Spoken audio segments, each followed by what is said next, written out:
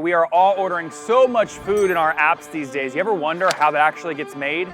It's all happening in these ghost kitchens. And I'm gonna go meet one of the founders inside, try and learn how much revenue they're doing. And what was last year revenue-wise? 860. Wow, that's way more than I would have thought. 860,000 only selling Texas Pecan Cakes. Wow. In 5 hours of baking, or let's just call it a 6 or 7 hour shift, I can make 2,000 small cakes. And if I like the deal and I like the founder and like their vision, I'll write a check live to try to get involved. What do you think of that deal? It's a tad rich. If we haven't met, I'm Nathan Latka at Founder Path. Over the past 3 years, I've invested $200 million in 500 software companies just sitting behind my computer. Today, that all changes. I'm hitting the streets looking for small business owners that have a big idea. If their idea plus my capital could equal big returns, we'll do a deal right on the spot. Let's see if we can make something happen.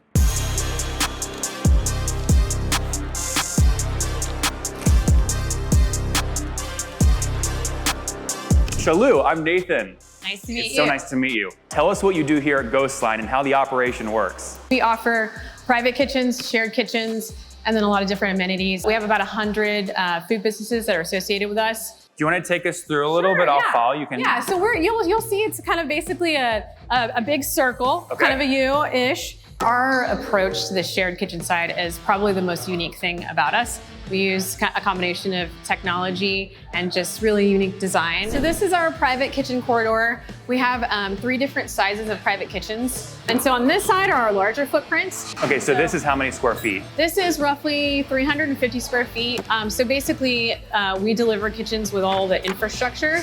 They're pretty turnkey. It's like a blank canvas, essentially. And then the tenant decides what equipment they need, how they want to lay out the space. And so what would this run if I was going to be in here full time? It's in the 4 to 5K range. Yeah. Okay, very cool. So we leave a lot of space for book by the shift. Station 5 over there, that is one of those stations that we leave open to book by the shift. Basically, just let people book this by the hour or whatever. Right. This is one of the access points to our cold storage. And so member businesses can decide how much cold, frozen, or dry storage they need. Can we go in? Sure, yeah, it's gonna be cold. It's okay. All right. It's so hot in Austin. That's true. This feels amazing in Austin, Texas, right? Yeah, so we have different types of storage. The primary one is by the shelf, different sizes of shelves. We have pallet storage, speed rack storage. So Shalou, obviously you love your business model, but it's always good to hear maybe from one of your customers, somebody that is experiencing all of this value. Do you have maybe, I won't ask you to pick a baby and tell me your favorite product, but is there someone we can talk to? They're all my favorites, Nathan. You know, there's a guy over here called Texas Pecan Cakes, Scott from Texas Pecan Cakes. He's here today. He makes a very Texas-inspired product from the packaging to the product itself. And he actually is a great success story. I have Nathan here with me. Shalou is talking you up. I hope these cakes are delicious. Yeah, me too. It's good to meet you, man. You too. This isn't a brand that you created from scratch. You actually found it somehow and decided to buy it. I've been in this industry for 25 years. I'm 48 and always wanted to have my own business. I was running the Dallas and Austin market for this fast casual concept. Company, a health food concept called Snap Kitchen. Snap Kitchen, of course. Yeah, which started here. Yeah. I opened 51 locations in my time there, and I was there for 14 years. I moved up to become the COO at the concept. Were you able to get a little chunk of equity when you joined? So I had equity. Okay, that's good. Real equity, none of these phantom shares that never vest. You had real equity. I had equity. Then why did you leave? Sure. So I have 3 kids, married. I'm 48 years old. Like, what I really want to do and what's really my every day I'm getting up a day of my life, right? What will really make me happy? And I'm like, I'm going to go buy a business or start a business. Yep. And then midnight, I'm just up, looking at stuff, and I stumbled on Biz Buy Sell, and I ran across Texas Pecan Cakes. Wow. So you went to bizbuysell.com, which is, if you guys aren't familiar, it's an online broker of these companies. What was Texas Pecan Cakes listed for? What was the asking price? 100K. Did you know what the revenue was? The run rate closed the year at 160K, 156K. I'm the 3rd owner. So the founders, it started in 2015. And it was where the founder was an oil and gas blue collar worker. He's at retirement age now. Got laid off during the oil and gas hit in 2015. He was like, I'm going to go make mama's cakes. Lorraine McCoy was mom. And he's like, I'm going to go rebirth my mom's cakes, which really started with these large pans. These are cornbread cans. And that's really what they are in Texas. Can we pull one of these out really quick, just so while you're talking about? So this is the. Yeah, that's a small. This is a small, but this isn't what they started. He started basically with bigger ones. The large, large pan. There we go, large pan. Okay, great. And they're heavy, right? They're cast aluminum. Yeah. And so they entered into a contest called Quest for Texas at HEB. And he won Quest for Texas, first bakery to do it. He won it in 2017. So that unlocked distribution for him. Now these are in HEB. Yeah. Okay. They were. And what was his best year revenue-wise before it maybe started going down because of COVID? 860. 860. Wow, that's way more than I would have thought. 860,000 only selling Texas pecan cakes. Wow. What did you end up paying for the business? 100. Okay, so you just paid exactly what it said. Yeah. All cash? Yep. Before we continue, I'm curious if you think Scott overpaid for Texas Pecan Cakes. He paid $100,000 for the business, which had done $160,000 in the prior 12 months. Leave a comment right now and let me know your thoughts, and I'm gonna Venmo the smartest comment $1,000. We do this contest on every episode. Last week, the winner was Jeff Brashear, who left this genius comment on YouTube. So enter right now by clicking subscribe here on YouTube, click like, and leave your smartest comment below on how you think about valuing CPG brands. I'll pick the smartest comment and announce the winner in next Wednesday's episode. Can you show us, before we get into expansion plans, how one of these things gets made? Yeah, sure. All right. Whole eggs, vanilla, and maple syrup for all purposes. Brown sugar, flour, cinnamon, salt. I'm using Texas pecans, Shawnee and Pawnee and Cheyenne, and trying to use Texas ingredients as best I can. You know, anything I can get out of Texas. Great, you mix it all in there together. How many of these are you making daily? I can make 144 cakes every 18 minutes. So in 5 hours of baking, or let's just call it a 6 or 7 hour shift, I can make 2,000 small cakes. Okay. What's an average though? I don't know how many orders you're getting. An average 1,000. I'll make 1,000. Do you have to use cast aluminum on this stuff? There's no other way? No. Something that I'm working on is for efficiency. This is plant fiber based. So that will survive in the oven? Yeah. So this is plant fiber, biodegradable, compostable, and it has PLA, which is cornstarch, as a liner inside of it. Now you take this, the heavy, Yeah, that's heavy. I mean, that's no joke, right? And then with this, you can bake, scoop, bake, take it out. You don't need to clean the pan. You don't need to flip it out, so you can make it highly efficient. Yeah. So for a co-packer or large scale, something like this is what they get excited about because they can do it efficiently, and then that helps with cost. And there's 3 sizes of cakes. There's a small, medium, and a large. These smalls are without a doubt the number 1 SKU. They go pretty much in size as far as velocity. Smalls are number 1, mediums are 2, larges are 3. Larges, however, when you get into the holiday season, crush it. It's really, and the topping decides the flavor. These are chocolate chip. These are new. That's a mix. So there's chocolate chips in there. And what else? Chopicons. Oh, okay. Yeah. And then next is going to be butter toffee. This is the number 1 flavor. This is what won Quest for Texas at HEB also. Yeah. So it's butter toffee with a little bit of chopicon in it also. This is still the number 1 SKU. What does one of these cost you to make? They range like 65 to 68 cents, pending the topping. Okay. Would you mind opening the top of the oven? This one? Yeah. Thank you. That's good. And then it'll go on for 18 minutes. Okay. So 65 cents to make one of those. What does that one retail for on your website? Just one small one. So you can buy a 3 count, a 4 count, or a 6 count on the smalls. And the price range this is $39, so it starts at 20. This is $39 delivered. This is $39 plus shipping. This box is all in $50 with shipping. Yeah, about $9 average shipping cost. Wow. Okay. Yeah. Okay. So that comes out to effectively something like $7.50, $8.50 a cake. Yeah. Yep. And then cost of goods sold on this. Yeah. So cakes are 65 cents. Factor in container clamshell, current clamshell cost. Stickers, another 65 cents per small, so about $1.20. Yep. So bringing the 6, you're getting to around $7 in total cost. Box packaging, another $2. Okay. So you end up with about a gross margin of about 65%. That's not bad. Yeah, it's not bad. It's $9 for cost of goods sold, plus then $8 for shipping. That's $17-18. The rest is your profit basically. Yeah. Before labor. Before fixed costs, labor, marketing spend. Well, and how big did you finish 2024? Because you bought in August, so you had one holiday season last year. Yeah. Can you share total revenue last year? Revenue for 2024 was the 160, but the last 2 months of the year were about 25K per month. So November, December. Wow, it's like 30% of sales. I spent $50 in marketing. I did no effort. I brought on an agency that's taking 15% of what they drive out of Meta. spent $5,800 in marketing in June. That's to pay the agency, or that's the That's actual their ad cut. spend? That's their cut plus the ad spend. Total. Okay, got it. Total. All in. Yeah, all in. Yeah. And it generated $18,000 in revenue. Okay. So not too bad. And the spend was $500 a week, so Okay. $2,000 in the month. Got it. So of the $5,800 on marketing, $2K of that, right, went to the agency just to do the work. Right. The other $2,800 was actual dollars going through Meta, and all of that together generated $18,000 in total top line sales. Scott, you're like a smart guy. That ATM prints So, money. Not bad, right? So why not just do it more? That's a plan. So this year, it sounds like you're doing like close to 20 grand a month now in sales. What are you projecting for total sales this year? So I think negatively, I think 220. Okay.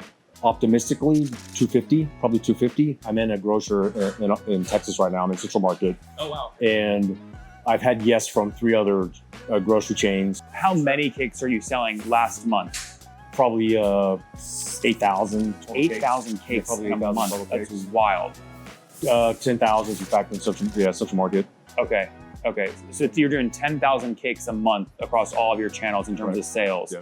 Are your margins different when you sell it into Central Market versus when you're doing $50 shipping? Can you walk me through the Sure. margins in Central Market? So the grocers want to hit 50% their margin. They want to hit 50%. So I sell into the grocery channel at $3. Okay, and they're selling this for $6. $5.99. $5.99. You okay? So they're taking their cut. You make $3 off this, minus 65 cents for the thing. And how much is the plastic and the sticker? Total $1.20. 65, about $1.20. So you're making $1.80 Yeah. in gross profit before marketing. Any other costs I'm missing? You've got fixed cost here, so rent here. Okay. What is that just for this area? For this space, plus my storage, I have freezer storage and dry storage. Okay. I spend about $2,200 a month. Okay. If you think conservatively, you're going to do 220 grand this year, and we haven't even done the holiday season yet, which is 30% of your total revenues. Well, I just don't. Why couldn't you hit like 250, 300K? So He's sandbagging Yeah. for YouTube TV. This That's is how right. it works, That's right? right. He's going to come back on a follow-up episode and say, we crushed The it. goal is to always beat the number. Yeah. See, this is the corporate Yeah, guy that's here right, that's with an right. apron on, right? That's what this is. If you could wave a magic wand, though, and money wasn't an issue, what would be the first 3 things you would do to grow the business? More marketing spend, no doubt. More marketing spend. And then it comes down to efficiency, because the efficiency decides the volume you can do and where you can do it at. So that's why I brought up, this fiber material. So this at low volume, this is this clamshell is 42 cents landed cost, 42, 47 At cents. low volume. Low volume. Yeah. At high volume, this is 10 cents. What is high volume? What size order of these? Purchase 100,000 units, 100,000 You get units. it down to 10 cents. You get down 10 cents. So Yeah. 30% improvement there in margin. Yeah, and even 100,000 is not really high volume for grocery purposes, but that's where the volume goes rapid. That's where you start to do revenue of 1, 2, 3 million. And you want these new shells, or what you're saying, you would need to move to these if your retail took off. Possibly, yeah, because they're just more efficient. I smell something sweet. I think that's you. I think that's us, though. I think that's you.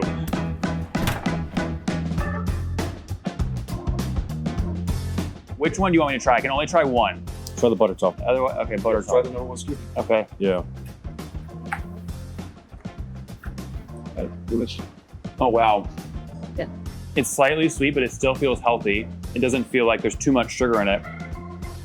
That's really good. So I know what amount I want to offer, but I don't know whether it's structured as debt or equity. Okay. So let's brainstorm a bit together. What I'd love to do is write you a check today that enables you to increase the ad spend how you want to see fit. So you said you want to double it to $1,000 per week. Assume there's 5 weeks on average, 4 weeks on average in a month. Say the check is $30,000 for the ad spend. Plus, if you want to move forward into retail and drive your cost of goods sold on those plastic shells down from 42 cents a thing down to 10 cents, you've got to write a check to buy 100,000. That's another 10 grand. I want to offer $40,000. What are you open to? Are you open to a debt deal where I'm making X cents back per those sales? Do you prefer not to take on a debt deal like that? Do equity instead? Where's your head at?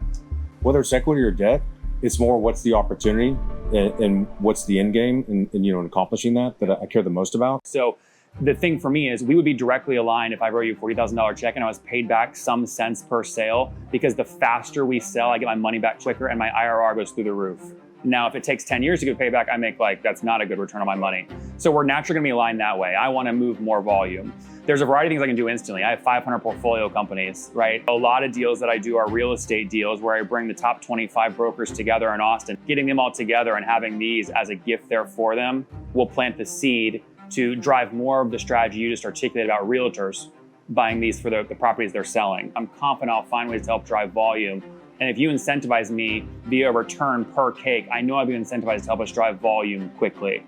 Are you willing to consider starting out with the debt and then when it performs well, which it will, that we then discuss equity and the future of the brand? How many cents per sale of these would you be able to pay me back? Because then we can do the math on how many years it would take me to make my money back. So I think if you do 25 cents on a cake, it's 65 cents in cost with another 65 cents in material. Because for me, I'm going to want to pay you back as soon as I can. I'll pay you before I pay me. Well, that's and well, that's because too, it's that I want to grow the business. And if you're excited and motivated by it, you'll write another check. Yes. Yeah. Top line, 25 cents paid to me per sale on $3 top line is a little under 10%. It's basically 8.5% per unit sale. Could we apply that same logic to all the sized cakes?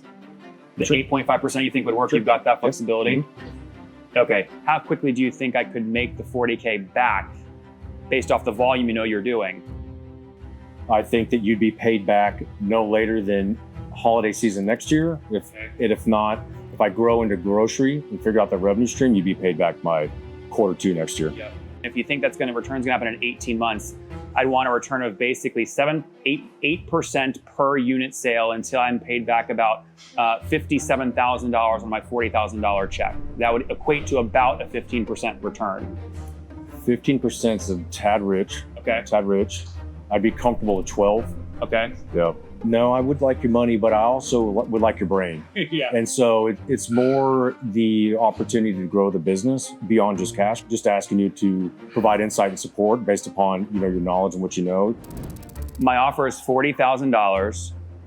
I'll move to your rate at 12%, okay? Because I ultimately want to prove to you that I can help you drive volume. We can grow this together, and then maybe you'll give me a chance at buying a chunk of the equity slug as we grow it together after that. I'll ask for 8% of each per unit sort of sale until I make my money back, plus an extra about $15,000 on top of that, which you believe will happen in the next 18 months at your current rates. Yep.